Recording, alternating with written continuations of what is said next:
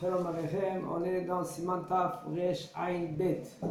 Hayalet Sahal, Zman Adlakat Nerot Chanukah, le temps pour allumer l'allumage de Nerot Chanukah. Il dit le Rav, Hayalet Sahal, She'enam Yecholim Ladik Ner Chanukah, Im Zman Tzet HaKochavim, Besiva Bitchonit. Les soldats qui ne peuvent pas allumer les bougies de Hanouka à la sortie des étoiles, parce que par exemple ils se trouvent dans le front,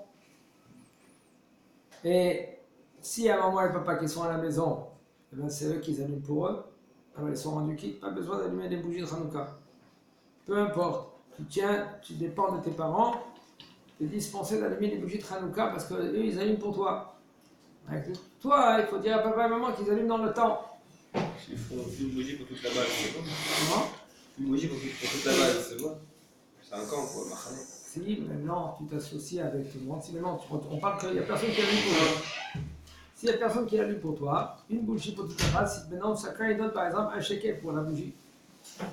On dit 5 agorot, 20 agorot pour la bougie. Okay? Ben c'est bon. Le רוצים להדליק נר חנוכה לפני שקיעה ולכבותו עם רדת החשיכה. אין להם לברך בהדלקה זו, ils veulent allumer la bougie comme les Ashkénazes avec la shkia. Mais ils veulent éteindre la bougie à la sortie des étoiles. Il dit le Rav, ils n'ont pas le droit de allumer avec bracha. Ils peuvent allumer mais sans bracha. Parce que ça s'appelle bracha la batala. Une bracha qui est en vain. Il faut savoir, si maintenant la bougie ne va pas rester une demi-heure, c'est bracha la batala. Même que tu vas dire, ah, regarde, c'est écrit clair dans la Gemara. Il y en a des gens qui emmènent des halachot de la Gemara. D'accord? Mais après la Gemara, ils ont tranché la halacha. Maran Rabbi Yosef Karo, il a tranché la halacha, ça fait déjà 500 ans en arrière. Alors même que c'est écrit dans la Gemara, il faut savoir comment trancher. Nous, on n'est pas à la hauteur de savoir de trancher de la Gemara. La Gemara, elle dit, Adlaka osa mitzvah, même c'est la halacha ça. Basé Adlaka osa mitzvah, quand tu allumes, ça c'est la mitzvah. Oui, mais de quoi il s'agit quand tu allumes, c'est la mitzvah. Quand tu allumes, que la bougie elle va rester une demi-heure. Et après elle s'éteint, plus besoin d'allumer. Comment? Et après elle s'éteint, plus besoin Si d'allumer. tu avais toutes les conditions.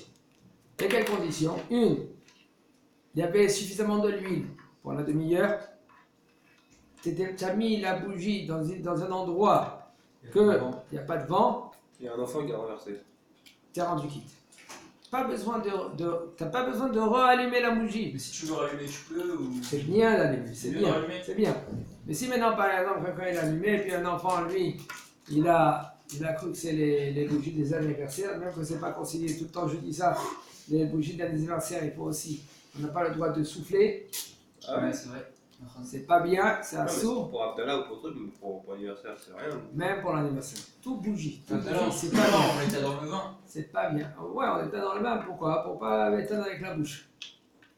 Ner nishmat adam, la bougie c'est considéré comme un neshama. Si tu éteins comme ça, tu souffles la neshama. Et les allumettes, Fais un, deux. Comment? les allumettes. Alors, Je sais pas, les allumettes aussi peut-être, on est le yodéa. vous avez le cigare et malheur chez moi. Des briquets. Un neshama, mais je ne sais pas s'il y a. Bon, je sais pas, vous êtes ok, Peut-être. ça marche la On est chaîne. le yodéa. C'est ça, je sais. C'est pas trop conseillé, c'est pas trop bien. Là, je pense que c'est différent ce qu'il y a gaz ou pas, parce que c'est pas Le pareil. yodéa. Non, le gaz peut-être c'est considéré comme. On verra après qu'est-ce que nous dit le Rav. Est-ce que c'est considéré le gaz comme une bougie ou c'est pas considéré comme une bougie? Mais là, si c'est pas une bougie, alors il y a Après, pas de le problème. petit là, c'est pas une bougie. Oh, c'est une discussion dans les poskim. C'est maintenant, s'il n'y a pas une pétila ou une pétila. Est-ce pour l'air Shabbat, t'es rendu quitte, oui ou non?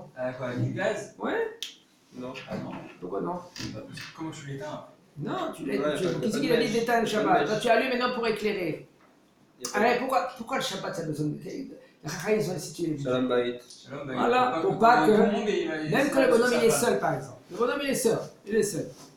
Sa femme, elle est Baruch Hashem, elle a été accouchée des jumeaux. De peur Mal qu'il s'énerve d'accord. tout seul. Oh, de peur que lui il va être trébucher lui-même. D'accord?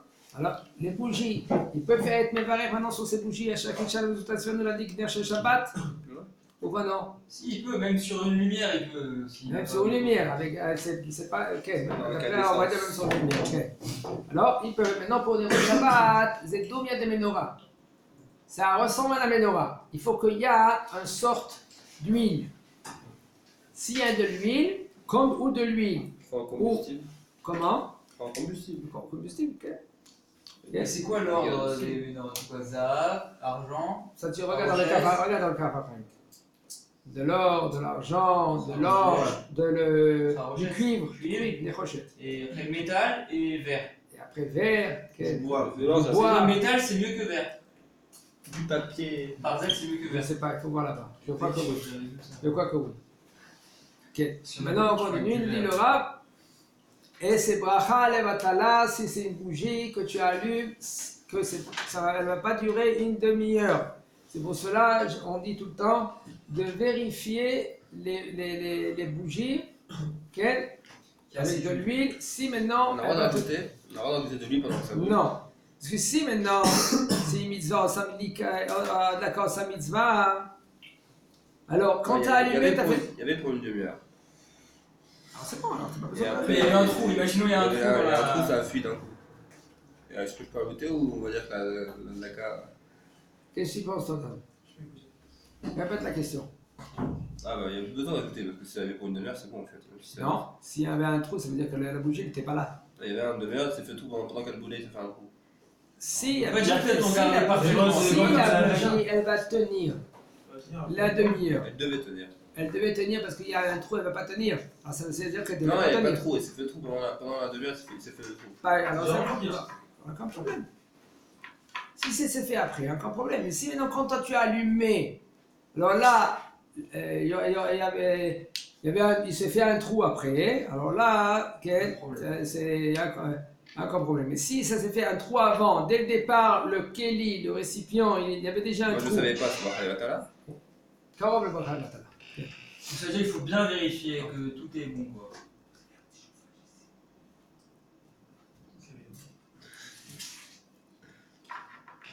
Ok.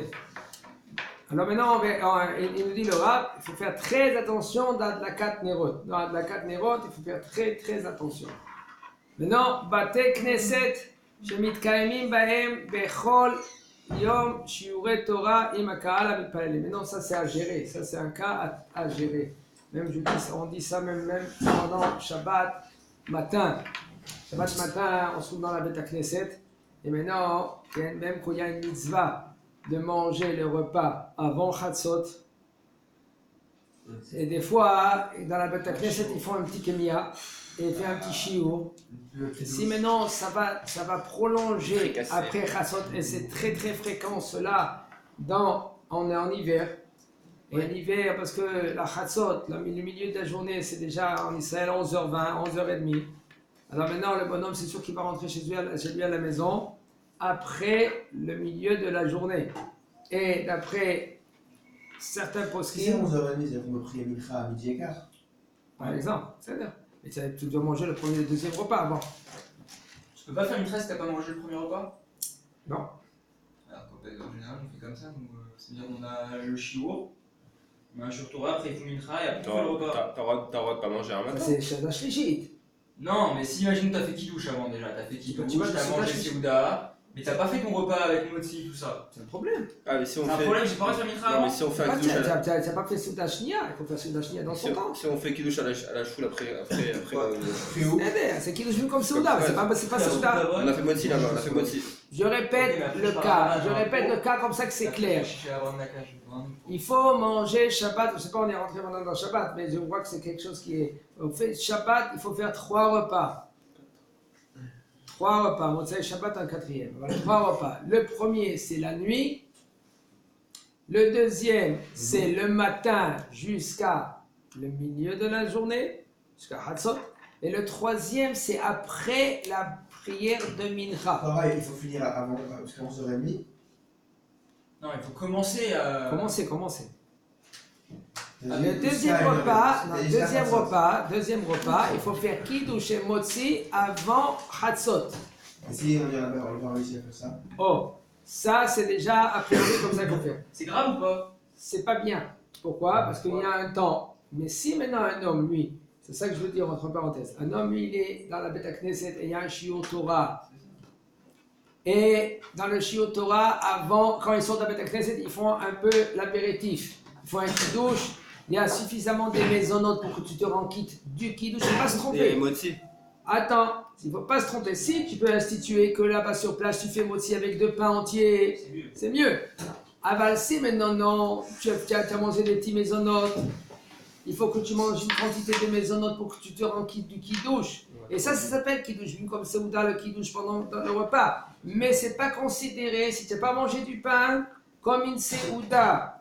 Et tu es obligé de manger après quand tu rentres chez toi, une Seouda avec du pain kabetza, 56 grammes minimum. C'est pas grave si t'as dépassé le On peut soir, en faire si t'as fait plus. kidouche et tout Après ça. coup, après coup. Si un homme il a fait kiddush avant, après coup, a priori, on a dit, il faut être dans le temps. Ça veut dire Après, avant c'est quoi? Chatzot. J'étais pas au courant. Maintenant, moi je suis au courant. C'est quoi le mieux? Parce que nous, je sais qu'à la maison, on a un chiot qui termine à 1h.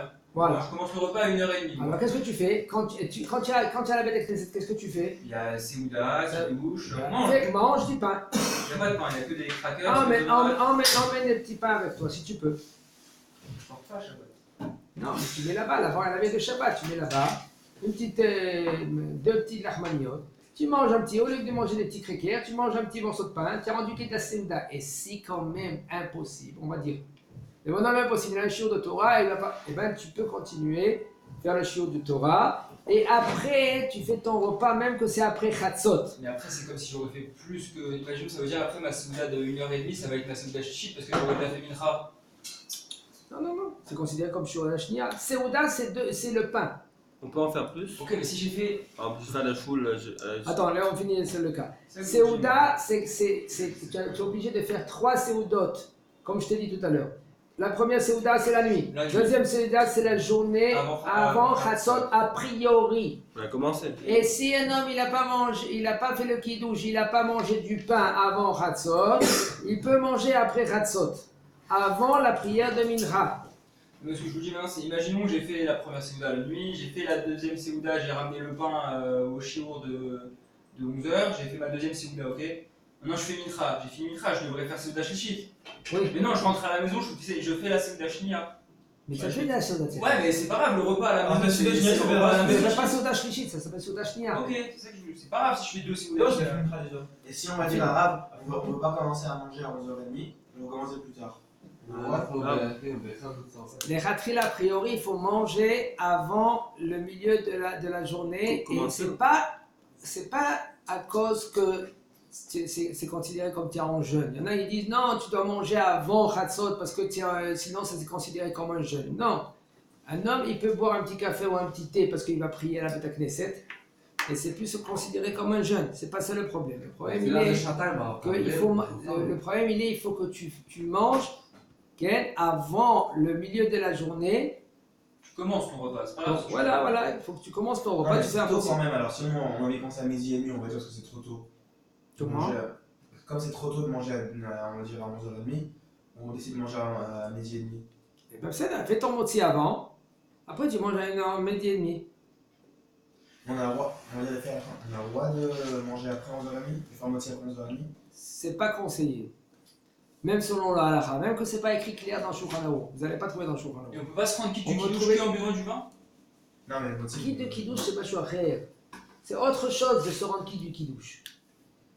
Kiddush, et la halakha elle dit en kiddush elavim comme Seouda. Le kiddush, il est obligé de se faire quand tu manges.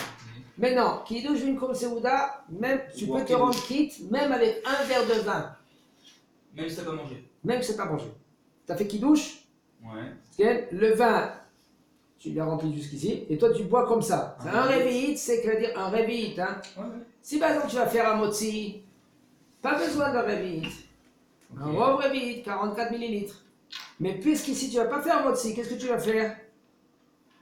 Bah, faut obligé de manger tous les heures. alors. Voilà. Donc si j'ai moins qu'un réveillite, je dois faire kidouche et manger 30 grammes de gazaït Ouais, pour me rendre quitte du kidouche. Mais si je Exactement. bois un réveillite de kidouche, j'ai pas besoin de manger. d'après les Géonim. D'après les Géonim, il faut boire, d'après les Chachamim, d'après les Géonim, il faut boire 2 réveillotes. 2 verres de vin. Mais ça suffit avec un verre de vin de 86 millilitres. Et là, tu rentres du kit douche. Ça, c'est 1. Maintenant, Séouda. mais la Séouda, tu n'es pas rendu quitte. Ok. La Séouda, il faut manger un pain. Et quand tu fais motzi, tu prends 2 pains entiers. Et il faut le manger avant Hatzot. Il y a un zman qu'il faut le manger ou. Les deux. Avant Hatzot. Non, mais genre en 7 minutes, il faut manger le kazaït ou t'as pas de. Le kazaït, bien sûr, entre 4 et 7 minutes. Kazaït, c'est 27 grammes. 27 grammes, c'est rien du tout. rapide. C'est un morceau comme ça, 27 grammes. Tu manges quel kazaït. Ah, mais si, il peut faire plusieurs Seudot Shabbat, plus que 3. Enfin, puis la joue, après il mange la bas du pain et tout. Après, en Chili, on fait une Il Seuda. faut 36 000 séoudotes si tu veux, mais il faut qu'ils soient dans son temps. Il faut que tu manges la séouda shlichit après mincha. Et avant, la Après la fila mincha. Avant la Alors là, shkina. ça je vous dis, si j'ai fait mincha maintenant à 1h30 et que je rentre à la maison mon repas, je le commence à 1h30, mais c'est pas pour moi, c'est pas ma séouda shlichit, c'est ma séouda shnia. Exactement, mais tu as raté la condition qu'il faut le manger, c'est le séouda shnia, avant chatzot. C'est ça que tu as raté. C'est conseillé, il faut, même d'après les Zohar, même d'après le Rambam, selon le Hagot Amomoniot, il dit que ça dépend du temps. Le Rambam, il dit il y a 3 séoudot et même dans Maran Shulchan Aruch, comme ça, le Or Letzion, il est médaillé, il est pointueux dans le Shulchan Aruch. C'est écrit dans le Shulchan Aruch, le koteret. Koteret, ça veut dire le titre. Le titre, c'est écrit là-bas, Seudat Shachrit. Il dit le Or Letzion, pourquoi Maran Shulchan Aruch il a marqué Seudat Shachrit? C'est Seudat le matin. Ça veut dire qu'il y a une Seuda le matin. Et il dit le Or Letzion. De là, on comprend que d'après Maran, il faut oui exiger de manger avant Chatzot. La nuit, avant Chatzot et après Chatzot, après Filat Mincha. Mais c'est pas écrit clair dans Maran Shulchan Aruch. C'est pour cela, quelqu'un qui se trouve dans une Beit Knesset, si il peut là-bas, quand il mange comme il mange des petits maisonnotes là, il peut prendre un morceau de pain et il dit à sa femme chez elle de manger un morceau de pain. Et s'il C'est mange bon. 250 grammes de mésolol, est-ce que c'est 216, ça considéré 216 grammes de mésolol? S'il fait Shviyut Seuda, oui. S'il est Kobea Seuda sur ses maisonnotes. Donc ça veut dire qu'il fait des chilates avant, Par il sait exemple, qu'il a mangé 216 regarde. grammes. Ça va vite, par exemple. La pizza. Chez les Français, il y a les croissants. Nahon, les gros Ouais. croissants, Nahon. J'en prends 2, c'est fini. Si tu prends 2 croissants comme ça, c'est fini. 5. Donc là, c'est Koba Souda, c'est comme ça. Alors, qu'est-ce que tu dois faire? C'est un cas, c'est commerce. Tu prends ces 2 croissants, tu as fait ton kidouche, tu fais la netilat yadayim, Comme si tu c'était fais un motzi sur les croissants, Mikra Soda Zenikra Seuda, et tu fais après Birkat Amazon. Ok. La baya, elle est Dan. Qu'est-ce que toi tu dis? Là, je vais te dire entre parenthèses, quelqu'un qui va chez un Ashkenaz. Et eux, les Ashkenaz, ils font un motzi Sur 115 sur les chalot metukot. Ok.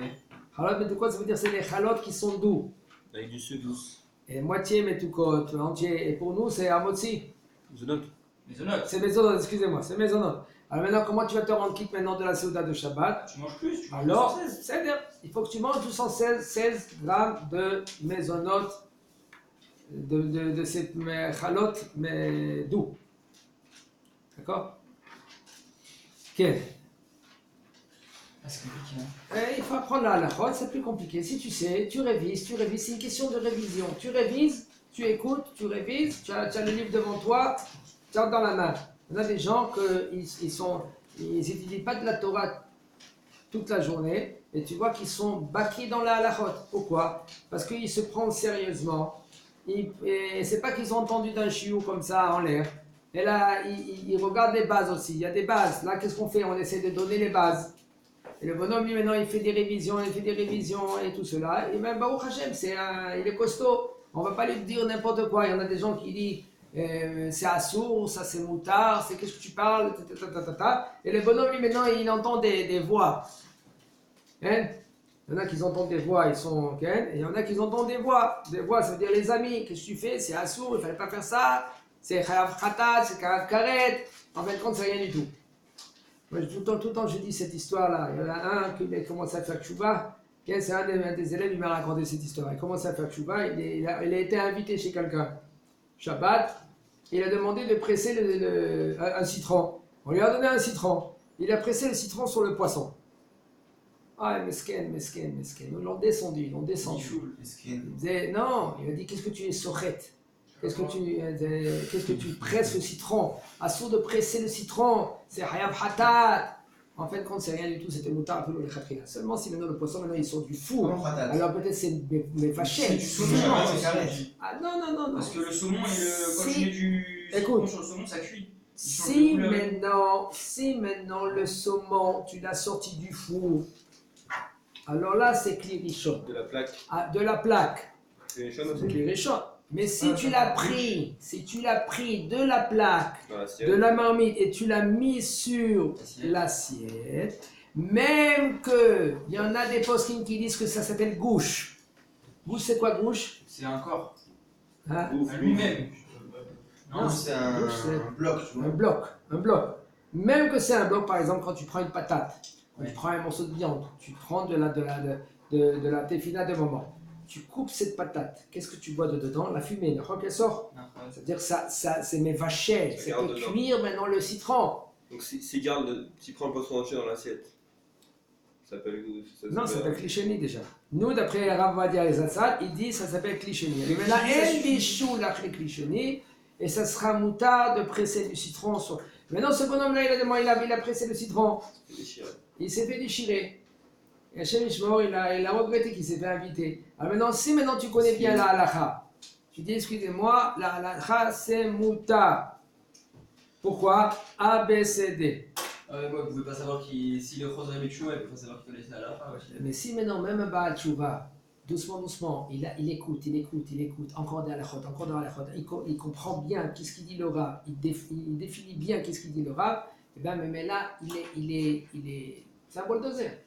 Tu ne vas pas lui dire n'importe quoi, tu ne vas pas l'inventer. D'accord? Tu ne vas pas sortir des halakhot comme à droite et à gauche. Chazak au bord.